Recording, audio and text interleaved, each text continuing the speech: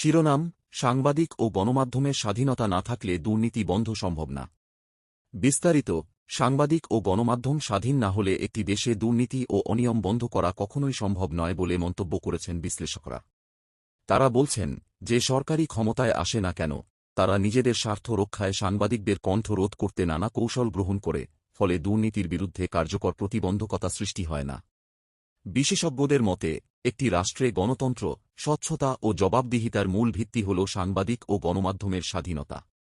কিন্তু দুঃখজনক হলেও সত্য, দেশে বারবার সাংবাদিকদের হয়রানি, ভয়ভীতি ও আইনি জটিলতায় ফেলে সত্য প্রকাশের পথ রুদ্ধ করা হয়। এ বিষয়ে একাধিক সাংবাদিক জানান, সরকারবিরোধী সংবাদ প্রকাশ করলেই হুমকি, চাপ কিংবা ডিজিটাল নিরাপত্তা আইনের অপব্যবহার করা হয়। অনেক সংবাদ মাধ্যম সরকারি বিজ্ঞাপন বন্ধের ভয় দেখাইয়া জটিলতায় সৃষ্টি মাধ্যমে চুপ করে থাকতে বাধ্য করে। এর ফলে সমাজে দুর্নীতিবাদ চক্র, প্রভাবশালী ব্যক্তি ও প্রশাসনের অসৎ অংশ আরও বেপরোয়া হয়ে ওঠে।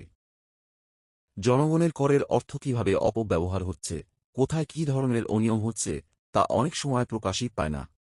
সুশাসনের জন্য সাংবাদিকদের স্বাধীনভাবে কাজ করার প্রয়োজনীয়তার কথা জানিয়ে বিশ্লেষকরা বলেন, সাংবাদিকতা কেবল তথ্য দেওয়ার কাজ নয়, এটি সমাজের দর্পণ। সাংবাদিকরা যদি ভয়ভীতির মধ্যে থাকেন, তাহলে দুর্নীতি বিরোধী লড়াই কখনোই সফল হবে না।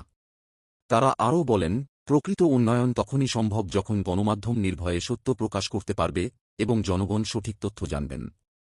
সম্পাদনায়: Nur Alam Siddiqui, Ananya TV news desk, Sundarganj, Gaibandha.